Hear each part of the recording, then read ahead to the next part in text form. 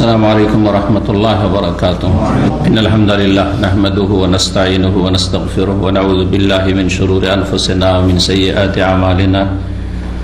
من يهده الله فلا مضل له ومن يضلل فلا هادي له وأشهد أن لا إله إلا الله وحده لا شريك له وأشهد أن محمدا عبده ورسوله صلى الله تعالى عليه وعلى آله وصحبه وسلم تسليما كثيرا. أما بعد فقد قال الإمام البخاري رحمه الله تعالى باب الاستنجاء بالماء.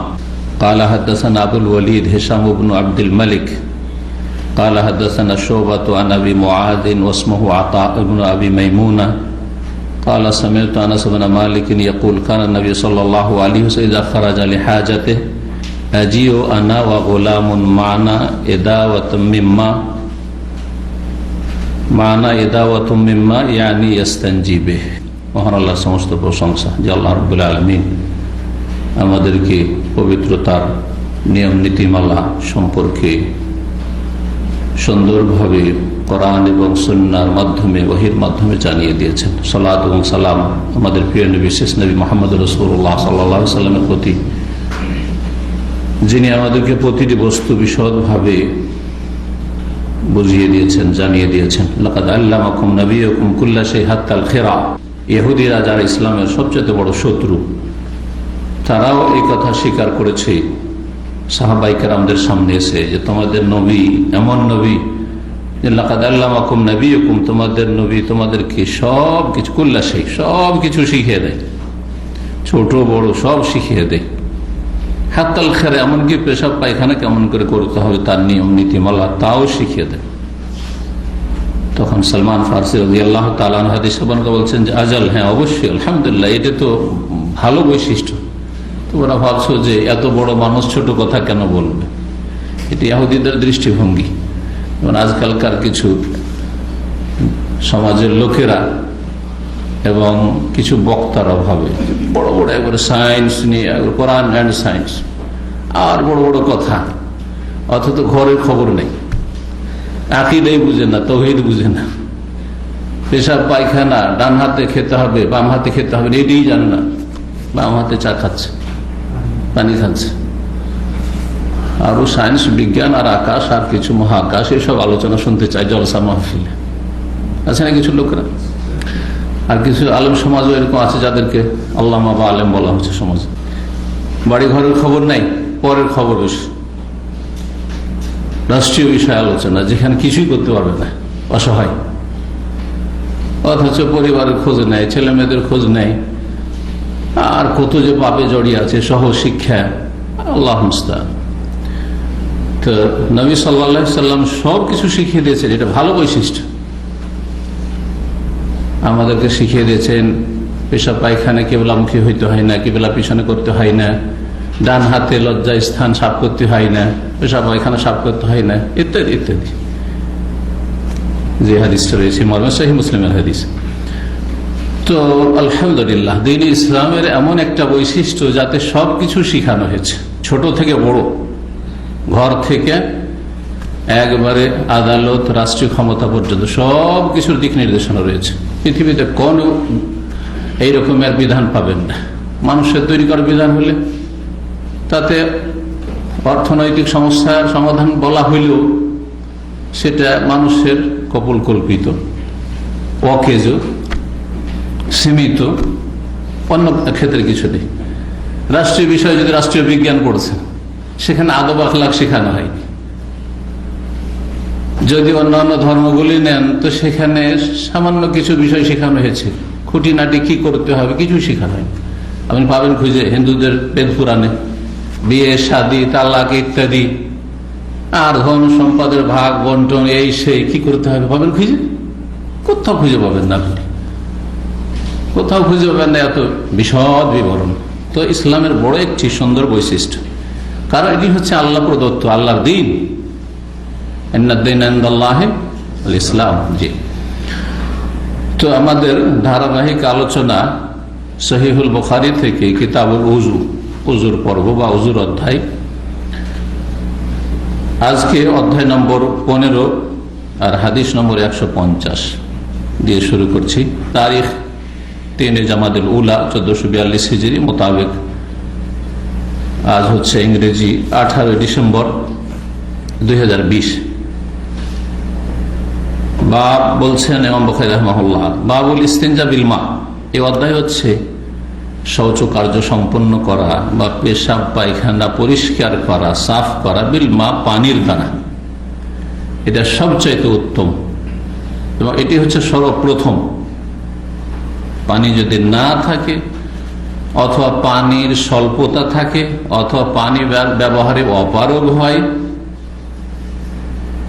খাবার পানি আছে কিন্তু অতিরিক্ত পানি নেই, এই পানি যদি পেশাব পায়খানা ব্যবহার করি তাহলে মরুভূমিতে সফর চলছে, পিপাসিত হয়ে যেতে পারি, অন্য লোনা পানি আছে কিন্তু মিষ্টি পানি নেই ইত্যাদি। অথবা যে কোনো অবস্থায় পানি ব্যবহার করতে পারছেন না বা একেবারে নেই, তখন পানির বিকল্প হচ্ছে কি মাটি, তায়াম্মুমের ক্ষেত্রে আর পেশাব পায়খানা পরিষ্কার করার ক্ষেত্রে। এটা আমি বারবার এই জন্য বলি যে আমাদের সমাজে একটি কুসংস্কার আছে এবং একটা কাজকে বড় সওয়াবের কাজ মনে করে, সেটা হচ্ছে যে পানির সাথে ঢেলা কুলুক নিতেই হবে। যদি ঢেলার ব্যবস্থা না থাকে তাহলে টিস্যু নিতেই হবে। এই যে ধারণাগুলি আছে এগুলি নিরসনের জন্য, এগুলো ভুল। আসলে পানি আছে যথেষ্ট এবং সবচেয়ে ভালো। পানি থাকতে ঢেলার পাথরের কোনো দরকার নেই, টিস্যু দরকার নেই। আর পানি যদি না থাকে অথবা পানি ব্যবহার করতে সক্ষম না হয় তখন পানির বিকল্প কি সাইদন তাইয়্যিবা, মাটি। তো পানির দ্বারা ইস্তিনজা করা, ইস্তিনজা মানে হচ্ছে পেশাব পায়খানা পরিষ্কার করা, সাফ করা, পবিত্রতা অর্জন করা পেশাব পায়খানা থেকে। সাহাবী আনাস বিন মালিক রাদিয়াল্লাহু তাআলা আনহু থেকে বর্ণিত, তিনি বলছেন কানা নবী সাল্লাল্লাহু আলাইহি ওয়া সাল্লাম খারাজা লিহাজাতিহি, নবী সাল্লাল্লাহু আলাইহি ওয়াসাল্লাম যখন নিজের প্রাকৃতিক প্রয়োজনে বের হতেন। প্রাকৃতিক প্রয়োজন মানে গত সপ্তাহে বলেছি, মানে যেটা মানুষকে প্রাকৃতিকভাবে করতেই হবে, হ্যাঁ, সৎ অসৎ সবাইকে করা লাগবে, পেশাব পায়খানা এগুলো হচ্ছে প্রাকৃতিক প্রয়োজন। আল্লাহর ওলি হইলেও করতে হবে, নবী রসুলকেও করতে হয়েছে, আর এটা পাপিষ্ট কাফেরকে বেদিনকেও করতে হবে, ঠিক না? ইনসানি হাজাত, মানুষের সাথে মানুষের প্রয়োজন, পানাহার সবাইকে করতে হবে। জিকির খেয়ে 12 বছর বাঁচা এটা মানুষের কাজ নাই, এগুলো ভণ্ডামি, কথা বোঝা যায় না? এগুলো গুমরাহি, এগুলি হচ্ছে জাল পাতানো পীরদের মুরিদ স্বীকার করার জন্য, যে আমাদের ওলি বুজুর্গরা 12 বছর জিকির খেয়ে বেঁচেছে, ওদের খাওয়া দাওয়া লাগে। কিন্তু নবী রসুলগণ এভাবে বাঁচেন, নবী রসুলগণের এই আদর্শ নয়, কথা বোঝা গেছে না? জি, এগুলি হয় মিথ্যা, আর না হইলে জিনদের খেলা। শয়তান এদেরকে নিয়ে খেলা করেছে, যারা বিভ্রান্ত হয়ে যায় ইসলাম থেকে ওদেরকে নিয়ে জিন খেলতামাশা করে, ওদেরকে খেলনা বানিয়ে নেয়। খেলনা নিয়ে বাচ্চাদের দেখছেন খেলাধুলা, তো এইরকম লোকগুলোকে নিয়ে জিন শয়তান, ইবলিস শয়তান এবং তার চেলারা খেলা করে, চোখের আড়ে খাওয়াই দেয়। আমরা যে কিছুই খাই না, দেখেন কোথায় দেখতে পাচ্ছেন? 24 ঘন্টা থাকছেন, কোন সময় খেতে দেখছেন? দেখতে পান না, হতে পারে। তো যখন প্রাকৃতিক প্রয়োজনে বের হতেন, মানে পেশাব পায়খানা প্রয়োজনের জন্য, তা নবী রসুলগণের পেশাব পায়খানার প্রয়োজন হতো এবং পেশাব পায়খানা তারা করতেন। তারপর বিদাতি সমাজে আরো ভ্রান্ত ধারণা আছে, নবী সাল্লাল্লাহু আলাইহি ওয়াসাল্লামের পেশাব পায়খানা কখনো দেখা যেত না, শুনেছেন? এরা যখন নবীর জীবনী বয়ান করে আর মিলাদুন নবী করে, তখন এগুলো কিচ্ছা কাহিনী বয়ান করে। দলিল, মানুষ মানে পেশাব পায়খানা হবে আর মানুষ মানে পেশাব পায়খানা দেখা যাবে। আর যদি বলে যে পেশাব পায়খানা দেখা যেত না বা হওয়ার সাথে সাথে মাটি ফেটে যেত, এগুলো পড়েছি বিদাতির কিতাবে, ফেটে যেত আর তারপরে মাটিতে সাথে সাথে দাফন হয়ে যেত, কেউ দেখতে পেত না। আল্লাহু আকবার, এইসব কথা বিদাতি কিতাব পড়ে যায়নি, না হলে জানতামই না। দলিল লাগবে না? যখনই বলবেন ব্যতিক্রম, দলিল লাগবে না? অবশ্যই দলিল প্রমাণ লাগবে। যখন নবী সাল্লাল্লাহু আলাইহি ওয়াসাল্লাম পেশাব পায়খানা পূরণের জন্য যেতেন, আজি ও আনা ওয়া গোলামুন, যা থেকে যা, জি ও আজিও, জি হ্যাঁ, আপনারা কিন্তু এটাকে আজি বলেন, আসছি, তাই না? হ্যাঁ, নিয়ে আসো, জীব বিকৃত, শুদ্ধ নয়। জীব মানে যে বিলমা, জীব মুয়ে, আসলে যে বিল মাছ, হ্যাঁ জিব জওয়াল, যে বিল জওয়াল আসলে ছিল বাহার ফেজার।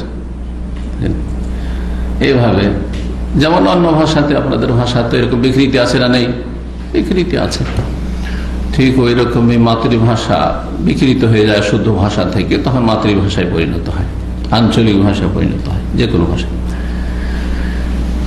আজিও এখন আপনারা যে ভাষাটা মাঝামাঝি ভাষা শিখেছেন, না আরবদের মাতৃভাষা না শুদ্ধ ভাষা, এই ভাষার নাম আমরা দিয়েছি মোকাস্সার ভাষা, মানে ভাঙা আরবি। মোকাস্সার আরবি, আরবি ও মোকাস্সার, ভাঙা আরবি, যাতে কোনো গ্রামার লাগে না, যাতে কোনো নাহু সারফ লাগে না, সেগার কোনো পরোয়া করা হয় না। হ্যাঁ, আনা আজি, হুয়া আজি, সব আজি আজি, বা হুয়া আনা এজি, হ্যাঁ আনা এজি বলে, ও গায়েব সব জায়গায়। আন্তা তাজি, হুয়া এজি, আনা আজি, না না না, ও সব করা করি নাই। হুয়া এজি, আনা এজি, হ্যাঁ কুল্লো না এজি, সব এজি। কথা বোঝা গেছে? উইদাউট গ্রামার, বিনা কোনো গ্রামারের আরবি, সহজ আরবি। এই সহজ আরবি কি করে জন্ম নিল? জি হ্যাঁ, এরও রহস্য আছে। যখন নতুন নতুন প্রবাসী অনারবরা আরব দেশে কাজ করতে আসলো, তখন আরবরা আমেলকে, এই প্রবাসীকে নিজের হাউস ড্রাইভার অথবা অধীনস্থ ব্যক্তি তাড়াতাড়ি বুঝাইতে চায়, ইয়ালা সোরা সোরা, তাড়াতাড়ি বুঝতে হবে আমার কথা, লাজম ইফাম কালাম, জলদি বুঝতে হবে।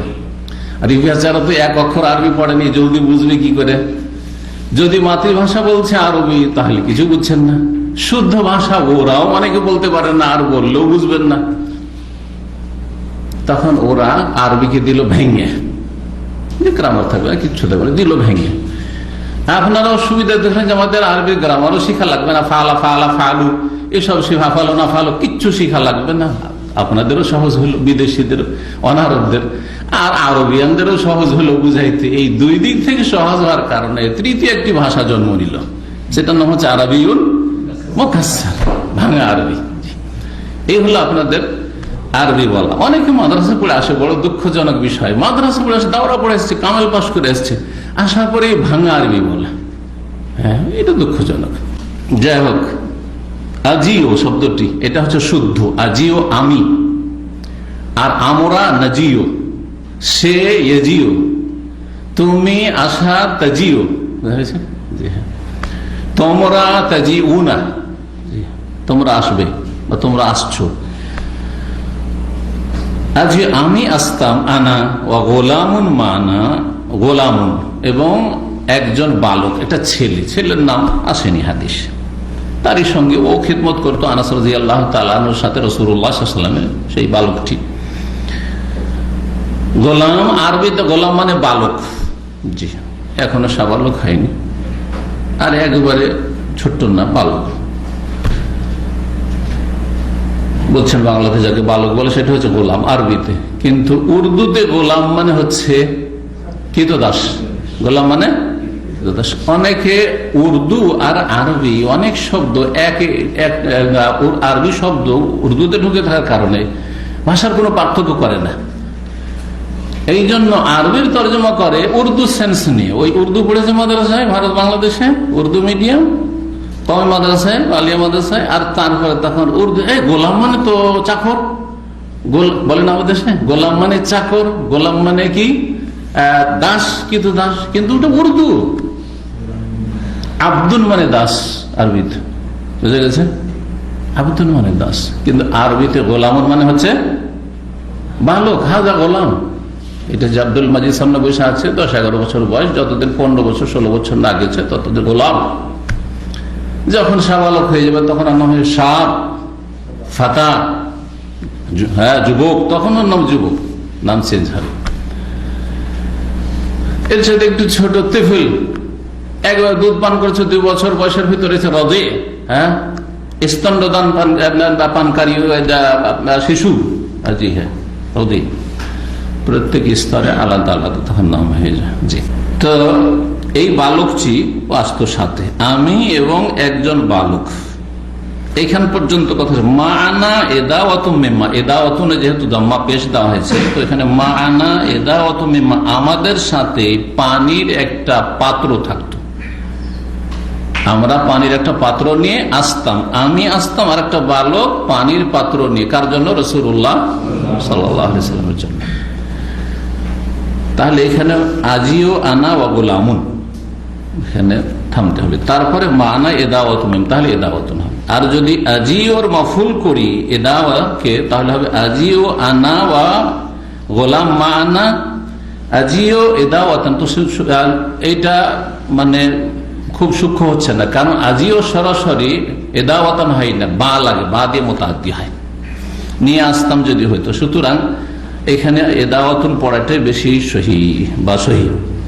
মানা এদাওয়াতুন, আমাদের সাথে থাকতো একটি পানির পাত্র, এটা অবর্তন, চোরডা ঘটি যাই হোক, বদনা যাই হোক না কেন। কি জন্য এই পানি নিয়ে আসতো এই দুজন? ইয়াস্তানজি বিহি, ইয়ানি অর্থাৎ, ইয়ানি মানে অর্থাৎ, ইয়াস্তানজি বিহি, রাসূলুল্লাহ তা দিয়ে ইস্তিনজা করতেন, মানে শৌচ কার্য সম্পন্ন করতেন, পেশাব পায়খানা পরিষ্কার করতেন। তাহলে বোঝা গেল যে কেউ চলে গেল বাথরুমে, আর তারপরে বাথরুমের মধ্যে পানি থাকতো না এক সময়, বা অনেক জায়গাতে পানি পাবেন। আপনি ইউরোপে যান, আপনি এত পাকা পাকা, এমন গিয়ে 5 স্টার হোটেলে পানি পাবেন না, পানি নেই, তাহলে পানি নিয়ে যেতে হবে। আমি যখন ম্যানচেস্টার থেকে লন্ডন সফর করলাম, রাস্তাতে ভাইরা বললো যে রাস্তাতে পানি পাওয়া যাবে না, কি করতে হবে? আর একবার মাঝখানেতে একবার স্টপ দিতে হবে, থামতে হবে। 150-200 মাইল যাওয়ার পরে থামলাম, বা কিলোমিটার, একটা পেট্রোল পাম্পে। আর তারপরে সেখানে গিয়ে প্রথম পানি কিনলো, আর পানির বোতল কেনার পরে তারপর তখন পানির বোতল নিয়ে টয়লেটে প্রবেশ। জি হ্যাঁ, তো হয় আপনি সাথে নিয়ে গেলেন, আর না হলে কাউকে আপনার কাছে পানি পৌঁছাতে হবে। কেউ যদি আপনার কাছে বাথরুমে পানি পৌঁছায় তো জায়েজ কি না?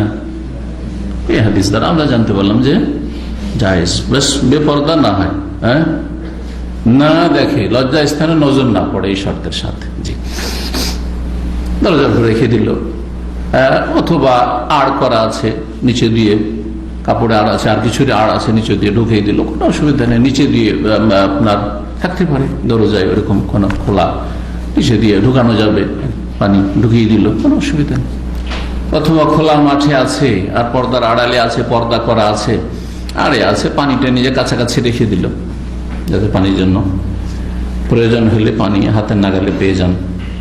ইয়াস্তানজি বিহি, রাসূলুল্লাহ তা দিয়ে ইস্তেঞ্জা করতেন। তাহলে এখানে পানির কথা আসলো। অধ্যায় কি বলা হয়েছে? বাবুল ইস্তেঞ্জা বিল মা, পানি দিয়ে কি করা? পেশাব পায়খানা পরিষ্কার করা। হাদিসে কি আসলো যে রাসূলুল্লাহ সাল্লাল্লাহু আলাইহি ওয়াসাল্লাম আগে ঢিলা কুলুক নিলেন আর তারপরে পানি ব্যবহার করলেন? আছে। তাহলে কেন ওই বাড়াবাড়ি কেন? এগুলো হচ্ছে দ্বীনে গুলু, বাড়াবাড়ি। ইয়া আহলাল কিতাব লা তাগলু ফি দীনিকুম, হে আহলে কিতাব, দ্বীনের ক্ষেত্রে চরম পন্থা অবলম্বন করিও না, বাড়াবাড়ি করিও না। যেন বাড়াবাড়ি বর্জনীয়, হ্যাঁ, বাড়াবাড়ি হারাম, তেমনি ছাড়াছাড়ি হারাম। যেটা আছে ওইটা কমানো যাবে না, বাড়ানো যাবে না, বুঝছেন না? এর নাম হচ্ছে ইসলাম। যেইভাবে এসেছে ওই তো ওইভাবে আপনি পালন করবেন। 16 নম্বর অধ্যায় বলছেন বাবু মান হমেলা মাহুল মালে তহুরিহি। এই অধ্যায় হচ্ছে এমন কোন ব্যক্তি সম্পর্কে, ধরেন এমন কোন ব্যক্তি হমেলা মাহুল মা, যার সাথে পানি বহন করা হয়, লে তহুরিহি, তার উজুর জন্য।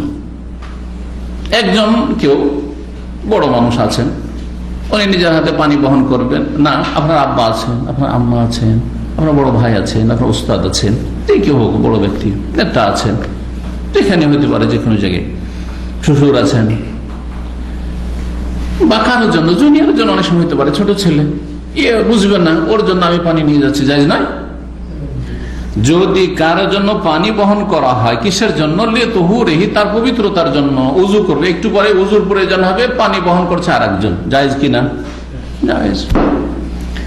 বলছেন ওয়াকাল আবু দারদা, প্রখ্যাত সাহাবী আবু দারদা রাদিয়াল্লাহু তাআলা আনহু বলেন, আলাইসা ফীকুম সাহিবুন আলাইনি ওয়াত তাহুরি ওয়াল ইসাদে।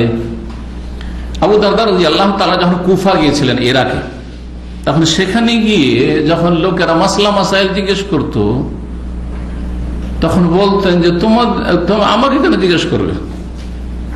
অথবা মদিনায় যদি থাকেন, কোন কুফাবাসী এসে জিজ্ঞেস করলো কোনো কথা, বললে যে তোমাদের মাঝে তো অমুক ব্যক্তি আছেন, হ্যাঁ, তোমার আমাকে জিজ্ঞেস করার প্রয়োজনই নেই।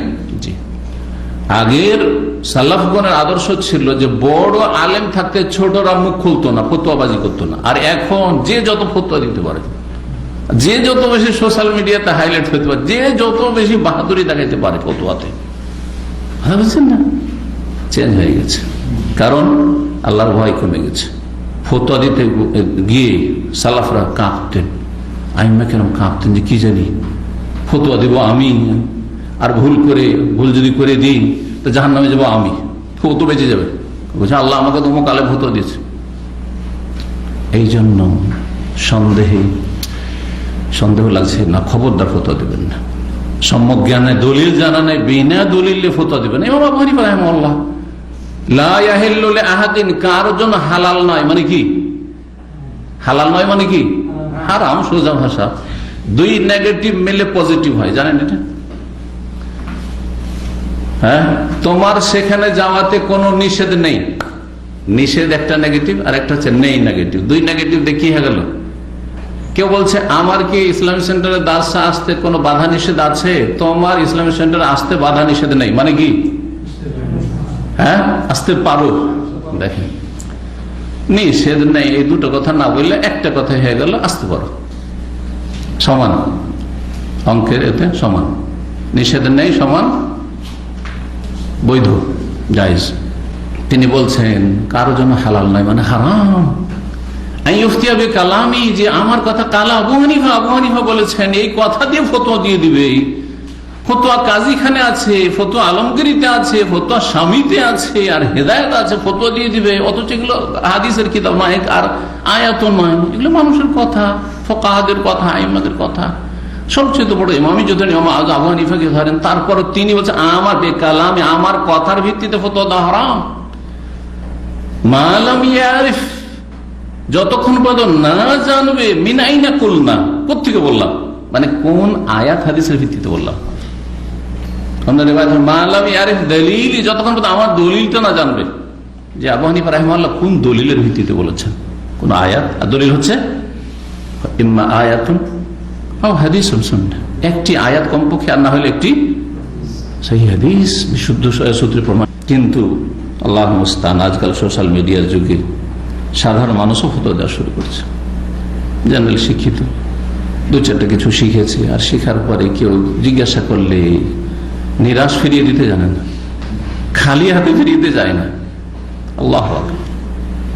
আরে ভাই বলেন যে আমি জাহান্নামে যাব না তোমার ফতোয়ার জন্য, সোজা কথা। আমি কেন জাহান্নামে যাব তোমার জন্য? তোমার সমাধান আমি দিতে পারছি না, আমার চেয়ে বড় খুঁজে নাও, সেটা তোমার গরজ, তুমি দুনিয়া খুঁজে নাও যে কোথায় পাবো আমার সমাধান। আমার জন্য ফরজ নাই যে আপনার জন্য আমাকে আপনার সমাধান আমাকে দিতে হবে, এটা আমার ফরজ না, ফরজে কিফায়া। পারলাম না পারলে আরো অন্যরা পারবে, আমার চেয়ে বড় আছে। ফলকা করলে যে ইলমের আলিম। ফতোয়ার ভয়াবহতা আমি আজকে থেকে প্রায় 4-5 বছর আগে একটা আলোচনা করেছিলাম, এবং তাতে আইম্মা কেরামদের উক্তি নকল করেছি। ইমাম আবু হানিফা থেকে শুরু করে শাফি, মালিক, আহমদ, তারা কত ভয় পেতেন ফতোয়া দিতে সালাফরা। ইমাম মালিক রহমতুল্লাহ যতদিন মদিনায় জীবিত ছিলেন কেউ ফতোয়া দিত না। তো লা ইফতা ওয়া মালিকুন বিল মাদিনা, এটা প্রবাদ ছিল ওখানকার। লা ইফতা ওয়া মালিকুন বিল মাদিনা, ইমাম মালিক যতদিন মদিনাতে আছে ততদিন এখানে ফতোয়া দেওয়ার কারো অধিকার রাখে না, কেউ অধিকার রাখে না। যেই সে ফতোয়া আল্লাহকে ভয় করুন। আল্লাহর ভয় কমে গেছে, তখন মুফতির সংখ্যা বেড়ে গেছে। তো আবু দারদা এত বড় সাহাবী এবং অত্যন্ত পরেজগার সাহাবী ছিলেন, সুবহানাল্লাহ, অত্যন্ত পরেজগার সাহাবী ছিলেন। এত বেশি নফল ইবাদতবন্দি করতে সারা রাত জেগে। নবী সাল্লাল্লাহু আলাইহি ওয়াসাল্লাম মানা করছেন, নিষেধ করছেন, আরে তোমার স্ত্রীর হক আছে, তোমার দেহের হক আছে, ডেলি রোজা রাখবেন উনি। বুঝছেন না?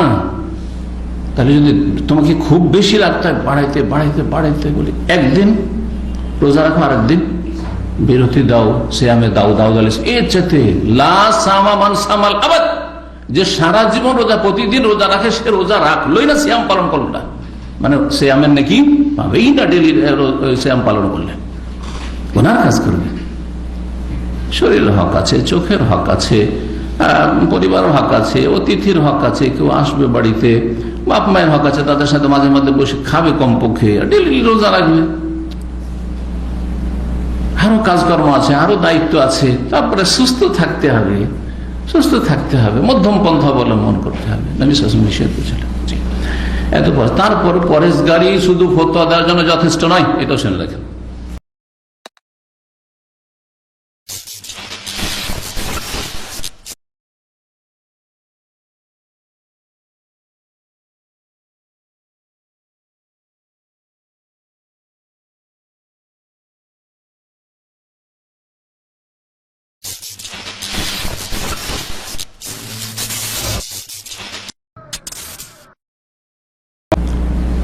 ডেলি রোজা রাখবেন উনি, বুঝছেন না? তাহলে যদি তোমাকে খুব বেশি রাখতে হয়, বাড়াইতে বাড়াইতে বাড়াইতে বলি, একদিন রোজা রাখো, আর একদিন বিরতি দাও, সিয়ামে দাও, দাও দালিস এর চাইতে লা সামা মান সামাল আবাদ, যে সারা জীবন রোজা প্রতিদিন রোজা রাখে সে রোজা রাখলোই না, সিয়াম পালন করলো না, মানে সিয়ামের নাকি পাবেই না। ডেলি সিয়াম পালন করলে গুনার কাজ করবে। শরীরের হক আছে, চোখের হক আছে, পরিবারের হক আছে, অতিথির হক আছে, কেউ আসবে বাড়িতে, বাপ মায়ের হক আছে, তাদের সাথে মাঝে মাঝে বসে খাবে কমপক্ষে, ডেলি রোজা রাখবে। আরো কাজকর্ম আছে, আরো দায়িত্ব আছে। তারপরে সুস্থ থাকতে হবে, সুস্থ থাকতে হবে, মধ্যম পন্থা অবলম্বন করতে হবে, নবী সাল্লাল্লাহু আলাইহি ওয়াসাল্লাম নিষেধ করেছিলেন। এতপর তারপর পরেশগারি শুধু ফতোয়া দেওয়ার জন্য যথেষ্ট নয়, এটাও শুনে রাখেন। লম্বা দাড়ি আছে আর পরেশগারি আছে, মাশাআল্লাহ, তাহাজ্জুদ গুজার ফতোয়া দেওয়া শুনে না, থাকতে হবে। আসল হচ্ছে ইলম। আবু দারদা রাদিয়াল্লাহু তাআলা বলছেন যে আরে আমাকে কেন জিজ্ঞেস করবে, আলাইসা ফিকুম সাহিবুন নালাইন, তোমাদের মাঝে কি বিদ্যমান নন, মজুদ নন, সাহিবুন নালাইন, দুই জুতা ওয়ালা ব্যক্তি, মানে দুই জুতা বহনকারী ব্যক্তি। সাহেব মানে ওয়ালা, শাব্দিক অর্থ। দুই স্যান্ডেল, দুই জুতা যে নবী সাল্লাল্লাহু আলাইহি ওয়াসাল্লামের বহন করতেন, তিনি তো তোমাদের মাঝেই মরেছেন, অর্থাৎ কুফাতে চলে গেছেন। আব্দুল্লাহ মাসউদ রাদিয়াল্লাহু তাআলা আনহু, তো কুফাতে তো আব্দুল্লাহ মাসউদ রাদিয়াল্লাহু তাআলা আছেন, উনি নবী সাল্লাল্লাহু আলাইহি ওয়াসাল্লামের দুই স্যান্ডেল জুতা বহন করতেন, উনি তো মওজুদ, উনি থাকতে আমাদেরকে জিজ্ঞেস করবেন, তোমাদের কাছে আছেন। ওয়াত তাহুর, এবং পবিত্রতার মাধ্যম, অর্থাৎ পানি। প্রথম পবিত্রতার মাধ্যম কি? তাহুর মানে হচ্ছে মা ইউতাতাহহারু বিহি, যার দ্বারা পবিত্র অর্জন করা যায়। সে উজুর পানি বহনকারী নেই তোমাদের মাঝে, তাহলে আব্দুল্লাহ মাসউদ কি করতেন? মাঝে মাঝে উজুর পানি বহন করে নিয়ে যেতেন। ওয়াল বিসাদ, এবং বালিশ বহনকারী নেই। বিসাদ বালিশ বহনকারী, রাসূলুল্লাহ সাল্লাল্লাহু আলাইহি ওয়াসাল্লাম বালিশ বহন করতেন। সফরে যাচ্ছেন, কোথাও যাচ্ছেন, বালিশ সাথে রেখেছেন, কখন বিশ্রাম করার দরকার হবে বালিশটা রেখে দিবেন। নবী সাল্লাল্লাহু জীবদ্দশায় করতেন। আরেকটা ব্যাখ্যা করেছেন কেউ, আল্লাহু আলাম, সিরাতে বিস্তারিত দেখতে হবে যে এই ব্যাখ্যাটি শক্তিশালী কিনা। সেটা হচ্ছে যে রাসূলুল্লাহ সাল্লাল্লাহু আলাইহি ওয়াসাল্লামের তিরোধানের পরে, অর্থাৎ ইন্তেকালের পরে নবী সাল্লাল্লাহু আলাইহি ওয়াসাল্লামের স্যান্ডেলগুলি এবং নবী সাল্লাল্লাহু আলাইহি ওয়াসাল্লামের উজুর পাত্র আর নবী সাল্লাল্লাহু আলাইহি ওয়াসাল্লামের বালিশ তার কাছে সংরক্ষিত ছিল, তার কাছে সংরক্ষিত ছিল। হতে পারে কারণ আব্দুল্লাহ মাসউদ রাদিয়াল্লাহু তাআলা খুব প্রথম যুগে, প্রথম যে কয়েকজন ইসলাম গ্রহণ করেছেন তার একজন ছিল, এবং নবী সাল্লাল্লাহু আলাইহি ওয়াসাল্লামের বাড়িতে তার খুব একটা ঘনিষ্ঠ সম্পর্ক ছিল, খুব যাতায়াত ছিল। অনেকে বাইরে থেকে আসলে মনে করতো যে আব্দুল্লাহ বিন মাসউদ কি নবী সাল্লাল্লাহু আলাইহি ওয়াসাল্লামের পরিবারের কোনো সদস্য নাকি, এত বেশি যাতায়াত ছিল। তো হতে পারে যে ওই সূত্রে তিনি কিছু পেয়ে গেছেন, এইরকম কিছু সংরক্ষণের জন্য পেয়ে গেছেন নবী সাল্লাল্লাহু আলাইহি ওয়াসাল্লাম, এটা হতে পারে। কিন্তু সাধারণত এই জিনিসগুলি বাড়িতে থাকে এবং পরিবারের কাছে থাকে, বিবিরা আছেন তাদের কাছে, বা মেয়ে আছেন, মেয়ের ছেলেরা নাতি হাসান হোসেন আছেন তাদের কাছে থাকার সম্ভাবনা বেশি। আল্লাহু তাআলা 151 নম্বর হাদিস বলছেন, আনাস রাদিয়াল্লাহু তাআলা থেকে বর্ণিত এই হাদিস, তিনি বলছেন, কানা রাসূলুল্লাহ সাল্লাল্লাহু আলাইহি ওয়াসাল্লাম ইযা খারাজা লিহাজাতি, যখন তিনি তার শৌচকার্য পূরণের জন্য বের হতেন, তাবেতুহু আনা ওয়া গুলামুন, আমি এবং একজন বালক তার অনুসরণ করতাম, মানে তার পিছনে পিছনে যেতাম। তাবেয়াত বাউ মানা মিন, গোলামুন মিন্না, আমাদেরই একজন বালক, মানে আমাদের বংশের অথবা আমাদের কাছাকাছি আমাদের প্রতিবেশী। মানা এদাও তুমি, আমাদের সাথে একটি পানির পাত্র থাকতো, পানি নিয়ে যেত। ওই আগের হাদিসটি, এখান থেকে কি বোঝা গেল যে পানি বহন করা হাদিস ওইটাই, কিন্তু এক হাদিস থেকে অনেকগুলি মাসাইল ইস্তেমবাদ করা যেতে পারে। এই জন্য অনেক সময় একটি হাদিস বারবার করে নিয়ে আসেন আইম্মায়ে কেরামগণ, একটি হাদিসে বিভিন্ন মাসাইল রয়েছে যে ইস্তেমবাদ করার উদ্দেশ্যে, বোঝানোর উদ্দেশ্যে। 17 নম্বর অধ্যায়ে বাবু হামলিল আনাজাতে মা'আল মা'i ফিল ইস্তিনজা। এই অধ্যায় হচ্ছে পানির সাথে লাঠি বহন করা সম্পর্কে, ফিল ইস্তিনজা, ইস্তিনজা করার জন্য, পেশাব পায়খানা পরিষ্কার পরিচ্ছন্নতার জন্য বা শৌচকার্য পূরণের জন্য পানির সাথে সাথে লাঠি বহন করে যদি নিয়ে যায়। আপনি একটা লোটা ঘটিতে পানিও নিয়েছেন, একটা লাঠিও নিয়েছেন, তো এটা কেমন বুঝছেন? এটাও করতেন রাসূলুল্লাহ সাল্লাল্লাহু আলাইহি ওয়াসাল্লাম। প্রয়োজন যদি বোধ করেন তো এটা ভালো। লাঠিতে বহুবিধ উপকারিতা রয়েছে, বহুমুখী উপকারিতা রয়েছে। এটা প্রাচীন যুগ থেকে। মুসা আলাইহিস সালামের ঘটনা পড়েন সূরা তাহাতে। আল্লাহ বলছেন ওমা তিলকা বিয়ামিনিকা ইয়া মুসা, হে মুসা তোমার ডান হাতে কি? খালা হে আসা, এটা আমার লাঠি। তা আল্লাহ তো শুধু জিজ্ঞাসা করেছিলেন যে তোমার ডান হাতে কি, তো বললি তো যথেষ্ট, উত্তর হয়ে গেল না? হে আসা, আল্লাহ এটা আমার লাঠি। কিন্তু তিনি দেখছেন আল্লাহর সাথে কথা বলার সুযোগ পেয়েছি। কেউ যদি কারোর সাথে কথা বলার সুযোগ পায় তখন শ্বাস নেই না, দম টম নেয় না, চলছে, বুঝছেন, কথা বলারই সুযোগ দেয় না। কথা বলতে সুযোগ পেলে, আমি অনেক টেলিফোনে দেখেছি, কেউ একবার প্রথম কথা বলার সুযোগ পেয়েছে, আমি ভাবছি 5 মিনিট, ম্যাক্সিমাম 5 মিনিট হইলে তখন বিরক্তি লাগে। কিন্তু গুরুত্বপূর্ণ বিষয়, বেচারা খুব বালা মুসিবত আছে, ছাড়তেও পারছি, কিছু বলতেও পারছি না, তার সমস্যার কথা শেষ হচ্ছে না, এক শ্বাসে বলেই যাচ্ছে, মানে যে স্টপ করবে, ও স্টপ করলে কিন্তু আমি বলি, আমার তরিকা হলো আচ্ছা ইনশাল্লাহ বা আচ্ছা ঠিক আছে, তার মানে ওকে একটা সিগন্যাল দেওয়া যে পরে কথা বলবে, যথেষ্ট। কিন্তু শ্বাস টাস নেই না, এই করতে করতে মাঝে মাঝে দেয় বাড়িয়ে, বেচারার দুঃখ না শুনলেও হয় না, সমস্যা না শুনলেও হয় না।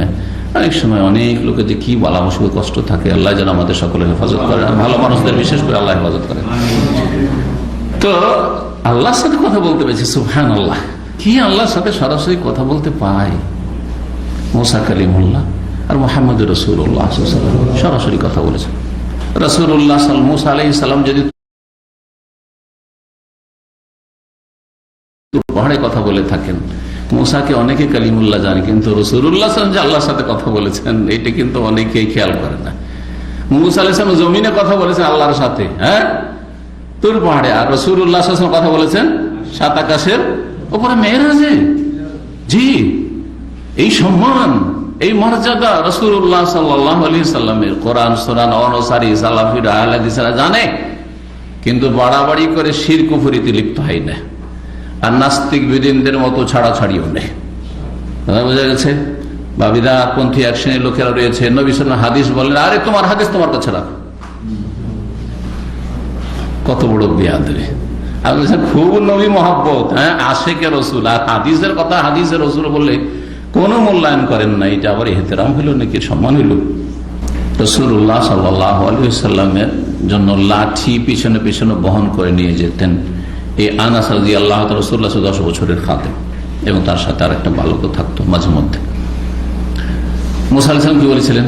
আতাওয়াক্কাউ আলাইহা, লাঠিতে একটা কাজ, একটা ফায়দা, যে ভর দেওয়ার, ক্লান্ত হয়ে গেছি, তো ভর দিই। ওয়াহুশু বিহা আলা গানামি, আমি বকরি চড়াই, তো বকরিকে পাতা পেড়ে দিই। লাঠি দিয়ে গাছের পাতায় মারলে, বাড়ি মারলে তখন পাতাগুলো পড়বে, পাতা ঝরে পড়বে, পাতা ঝাড়াই। ওয়াহুশু বিহা আলা গানামি ওয়া লিয়া ফিহা মাআরিব, এতে মেলা আরো কাজ আছে। লাঠি যদি শৌচকার্য পুরা করার, পেশাব পায়খানার সময় কেউ নিয়ে যায়, তো এতে কি ফায়দা হইতে পারে দেখি, আপনারা বলেন দেখি। 1 নম্বর, একজন করে।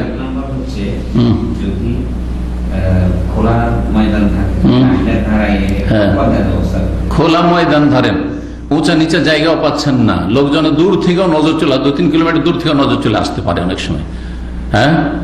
তো তখন আপনি লাঠিটার উপরে একটা কাপড় ঝুলিয়ে দিলেন, আর তারপর তখন এই কাপড়ের আড়ে, এটা একটা ফায়দা হইতে পারে।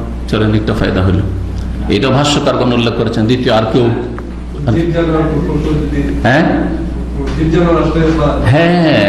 যদি কোনো হিংস্র পশু অথবা তাহলে সাপ বিচ্ছু, হঠাৎ করে সাপ বিচ্ছুর দেশ, যদি আরব দেশে এখন আলহামদুলিল্লাহ সাপ টাপ তেমন মরুভূমিতে থাকে, বিচ্ছু এই দেশে বিচ্ছুটা মশহুর, ওই যুগ থেকে বিচ্ছু ছিল আকরাব। আমাদের দেশে সাপ বেশি, বিচ্ছুর ভয়টা কম, কিন্তু সাপ বেশি, বিশেষ করে গ্রীষ্মকালে, গরমের দিনে। শীতকালে সাপ লুকিয়ে যায়, এখন আলহামদুলিল্লাহ নিরাপদ, কিন্তু গরমের দিনে আল্লাহ আমার দেশের নিচে শোয়া খুব মুশকিল, ঝুঁকিপূর্ণ। বড় বিছানায় সব এসে বসে থাকে, মুসাল্লা যায় না, তাহাজ্জুদ পড়ছে সব এসে বসে আছে, এসা নামাজ পড়ছে সব এসে বসে আছে সিজদায় যাওয়াতে। এরকম বহু ঘটনা হয়েছে, হচ্ছে। আল্লাহ হেফাজত করুন। তাহলে হঠাৎ করে মারতে পারলেন? জি হ্যাঁ, মাঠে ঘাটে যাচ্ছেন, বাইরে যাচ্ছেন, লাঠি দিয়ে হঠাৎ করে আপনি কষ্ট দেয় কোনো জীবজন্তু মেরে দিতে পারলেন। দুটো ফায়দা। তৃতীয় ফায়দা,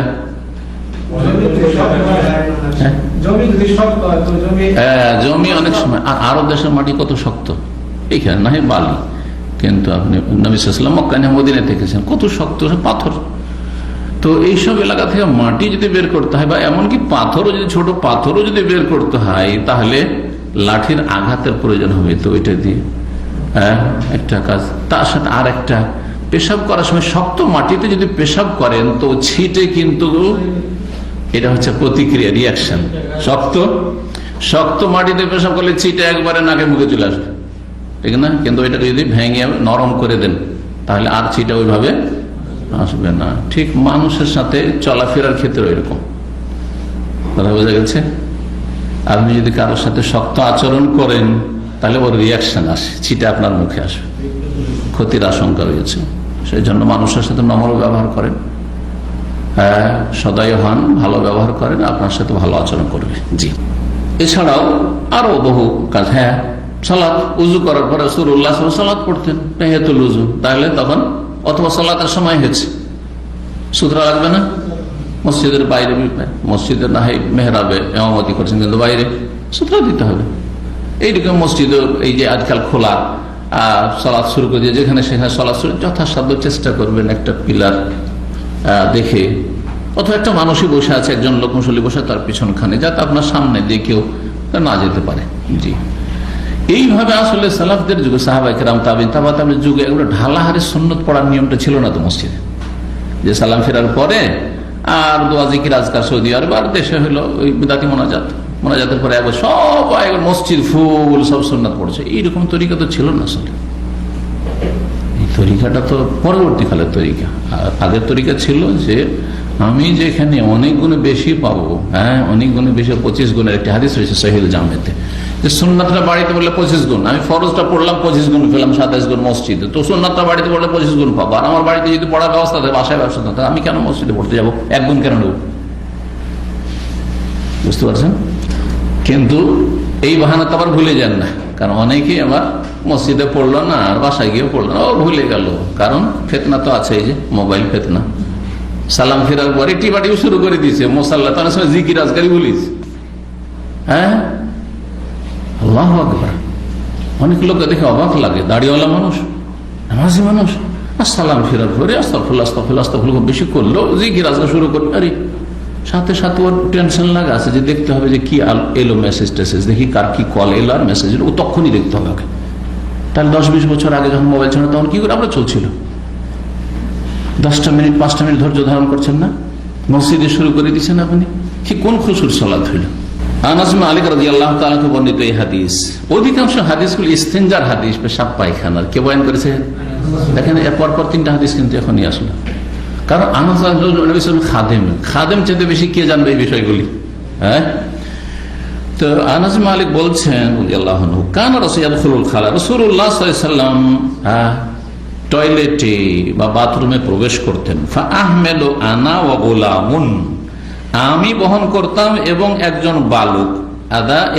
এদাওয়াতাম মিম্মা, এখানে এদাওয়াতান আসল, কারণ আহমেলুর মফউল। আমি বহন করতাম এবং একজন বালক পানির একটি পাত্র, ওয়া আনাজা এবং একটি লাঠি, দন্ত বিশিষ্ট, অগ্রভাগে দাঁত বিশিষ্ট লাঠি।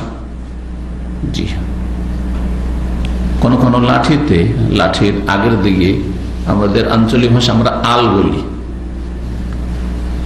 চোরেরা যখন মহিষ গরু চুরি করতো, জানেন কিনা, বর্ডার এলাকায় যারা বাস করেছে বেশি জানবে, আমরা বর্ডার এলাকায় বাস করেছি, বাংলাদেশ ভারতের। গরু চোরা যে কত জালেম ছিল, আল্লাহু আকবার। বাড়ি থেকে, আরে শোয়ার ঘরে গরু নিয়ে শুইতে হইত, গোয়াল ঘরে শুইতে হইত, মানুষের কাছ থেকে কেড়ে নিয়ে চলে যাও, বাড়ি থেকে বের করে নিল ধরেন, তারপরে আপনি গরু হাতে পাবেন না, কারণ মাঠে গেলে বর্ডার। গরু নিয়ে চলে যেতেও পারে, আর তারপরে নিয়ে যাওয়ার পরে জানা যেত যে ওই বাড়িতে গরু আছে, ক্ষমতা নাই যে সেখান থেকে উদ্ধার করেন, টাকা দিয়ে গরু কিনে নিয়ে আসতে হইতো। তারপরে বহু লোক গরু কিনে নিয়ে আসতো। কেন?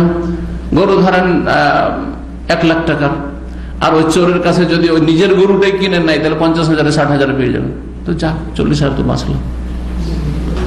এইগুলো দেখে মানুষ হয়েছে ছোটকালে মামাদের বাড়িতে। মামাদের গ্রামটা অনেক ধনী এবং গৃহস্থ গ্রাম, মহাজন গ্রাম সব ছিল। কত যে গরু তাদের চুরি হতো, কারণ এক এক বাড়িতে তখন তো গরুর যুগ ছিল, ট্রাক্টরের যুগ ছিল না চাষ করা। গরু 10 জোড়া করে গরু চুরি করে নিয়ে চলে গেছে। আল্লাহু আকবার। সেই গরুগুলো পয়সা দিয়ে কিনে নিয়ে আসতে হতো। আর কি যে বড় বড় গরু, সেই গরুর গাড়ি ছিল, গরুর গাড়ি, সেই গরুর গাড়ি, গরুগুলো একবার আমাদের চাইতে অনেক উঁচা উঁচা গরু। রাসূলুল্লাহ সাল্লাল্লাহু আলাইহি ওয়াসাল্লামের জন্য এই লাঠি বহন করতে। আনাজা কোন লাঠিকে বলা হয়? যেই লাঠির সামনের দিকে কি আছে, একটু ধারালো অস্ত্র আছে, যেটাকে যাই বলেন নিজেদের ভাষায়, সেটা দাঁত বলেন, অস্ত্র বিশিষ্ট, ধার বিশিষ্ট একটা লোহার থাকতো। বল্লমের মতো, বল্লম তো অনেক বড় থাকে, ওইটা সামান্য থাকে। তাই এই লাঠিগুলোতে ওই চোরেরা তাড়াতাড়ি করে তাড়িয়ে নিয়ে যাওয়ার জন্য কি করতো, ওই ওদের লাঠিতে আল থাকতো বেশি বড় করে।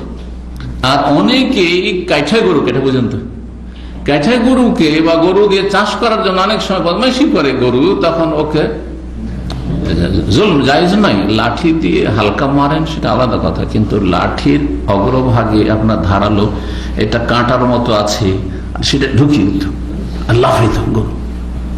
জুলম আলাল হাইওয়ান। এর জন্য নাকি দিতে হবে কিয়ামতের দিন, এর জন্য ফেঁসে যেতে হবে কিয়ামতের দিন, এর জন্য আযাব হবে। নবী সাল্লাল্লাহু আলাইহি ওয়াসাল্লাম বলেননি যে এক মহিলা একটা বিড়ালকে মেরে ফেলেছিল, খেতে দেয়নি, পানিও দেয়নি, সেজন্য জাহান্নামে? হ্যাঁ, তাহলে বিড়াল মারা জাহান্নামে, তো আপনি গরুকে মারবেন, গরুকে কষ্ট দেবেন, জাহান্নামে যেতে হবে না? তো এইরকমই অনেকে জুলম অত্যাচার করে পশু পাখির ওপর। আমার একটা অনেক পুরাতন আলোচনা পশু পাখির অধিকার, অনেক গুরুত্বপূর্ণ যে হাদিসগুলি এই মর্মে রয়েছে, আমি সেখানে নিয়ে আসার চেষ্টা করি। এই লাঠি বহন করে নিয়ে যেতেন। আনাস মালিক বলছেন যে কি করতাম, পানি নিয়ে যেতাম, আমাদের সাথে পানি বহন করতাম। ও আনাজা একটা দাঁত বিশিষ্ট লাঠি, ইয়াস্তানজিবিল মা, পানি দিয়ে তিনি ইস্তিনজা করতেন, পানি দিয়ে ইস্তিনজা করতেন। আনাজা কাকে বলা হয়? আসা এমন এক লাঠিকে বলা হয় আলাইহি জুজ্জুন, যাতে দন্ত থাকে বা যাতে ধারালো একটু কোনো কিছু অগ্রভাগে সামনের দিকে থাকে। 18 নম্বর অধ্যায় বলছেন বাবুন নাহি আনিল ইস্তিনজা বিল ইয়ামিন। এই অধ্যায় হচ্ছে যে ডান হাতে পেশাব পায়খানা পরিষ্কার করা বা শৌচ কার্য সম্পন্ন করা নিষেধ করেছে রাসূলুল্লাহ সাল্লাল্লাহু আলাইহি ওয়াসাল্লাম। 153 নম্বর হাদিস, আব্দুল্লাহ বিন আবি কাতাদা বর্ণনা করছেন তার পিতা থেকে, আবু কাতাদা রাদিয়াল্লাহু তাআলা সাহাবী থেকে। তিনি বলেন কালা রাসূলুল্লাহ সাল্লাল্লাহু আলাইহি ওয়াসাল্লাম বলেন, ইযা শারিবা আহাদুকুম ফালা ইয়াতানাফাস ফিল ইনা, তোমাদের কোন ব্যক্তি যখন পান করবে কোনো কিছু, সে পানি হোক অথবা অন্য কোনো পানীয় হোক, জুস হোক, চা হোক, কফি হোক, যেন পান করে ফালা ইয়াতানাফাস ফিল ইনা, তো পাত্রে যেন শ্বাস না নেয়। পাত্রে শ্বাস, তানাফুস মানে শ্বাস প্রশ্বাস নেওয়া, এতে রয়েছে শ্বাস নেওয়া নিষেধ। আর এক হাদিস রয়েছে নাহা রাসূল আন নাফখি ফিশ শারাব, পানীয় বস্তুতে ফুঁক দিতে নিষেধ করেছেন। দুটো একই জিনিস, একই কাজ না, দুটো ভিন্ন। বলেন, বুঝেছেন? যে বুঝেছে সে বলবে ভিন্ন। শ্বাস নেওয়া কি? হ্যাঁ, শ্বাস নেওয়া কি জিনিস? ভিন্ন। বলেন তো, শ্বাস নেওয়া একটা, আরেকটা হচ্ছে ফুঁক দেওয়া, দুটোতে পার্থক্য আছে না নেই? শ্বাস নিতে হবে, তো শ্বাস নেওয়া, পানিতে শ্বাস নিতে নিষেধ করেন নবী সাল্লাল্লাহু আলাইহি ওয়াসাল্লাম। হ্যাঁ, কি করতে হবে তাহলে? পানি পান করার সময়, এটা তো না হয় একটু ছিদ্র আছে, গ্লাস, হ্যাঁ, পানি পান করছেন, ঢক ঢক ঢক করে পানি পান করবেন না। কি করবেন?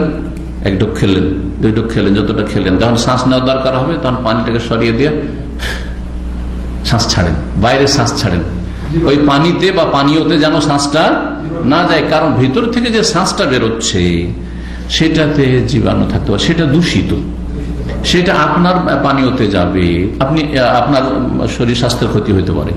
অথবা ওই যুগে এখনকার মতো ছিল না, একটা পান পাত্রে হ্যাঁ অনেক বেশি পানি থাকতো অথবা দুধ থাকতো, পেয়ালাতে সবাই সারি সারি পান করছে, একের পর এক পান করছে। জি, নবী সাল্লাল্লাহু আলাইহি ওয়াসাল্লাম এখনো বদু এলাকায় আছে।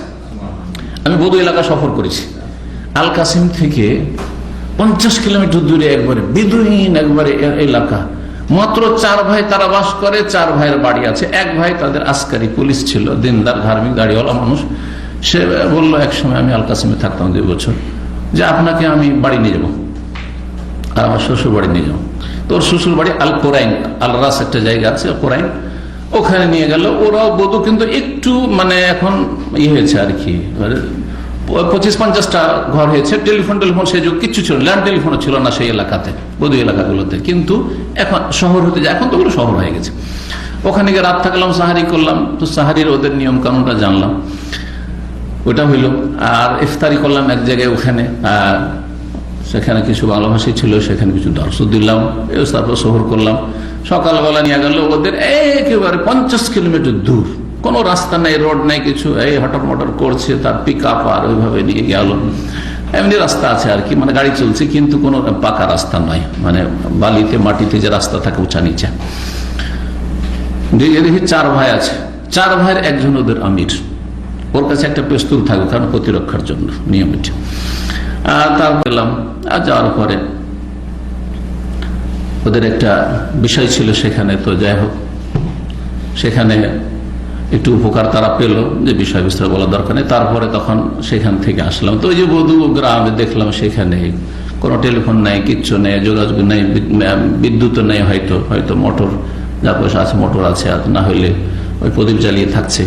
তো কি বলছিলাম, বেদুইন এলাকার কথা। হ্যাঁ।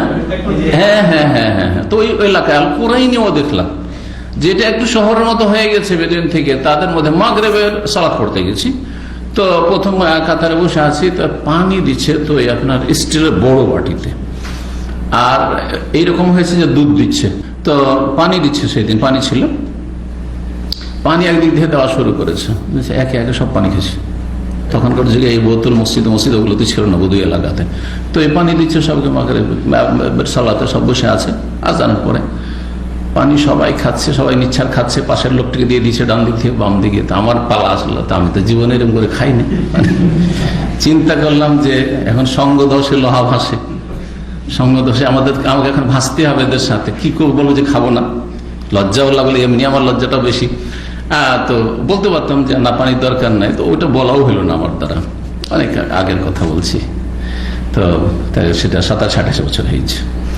তো তারপরে আমিও পান করলাম। এটা ট্রেনিং, এটা রুচির ব্যাপার। সবাই পান করছে মুখ লাগিয়ে, আমিও পান করলাম মুখ লাগিয়ে। এটা রুচির ব্যাপার, এটা বাঙালি জাতির রুচিতে নেই। আরে মহিলারা পারে না। মহিলা যদি খুব ভালো হবে যে আমার স্বামীরটা আমি জুঠাটা খাবো, আমি অন্যটা খাবো না, করে না করে কোনটা ওর স্বামীর ওইটা খাবে, অন্যটা খাবে না। কিন্তু আরবদের কোনো ব্যাপার নাই।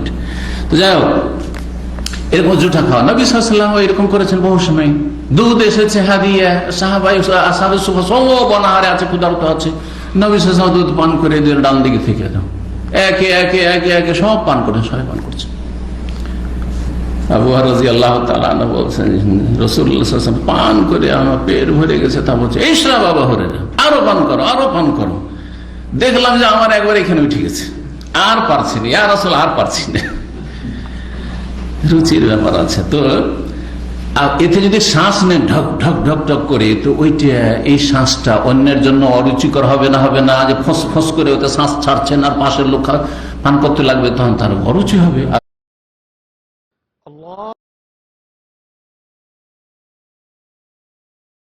অরুচি হলে তার পেট খারাপ হবে।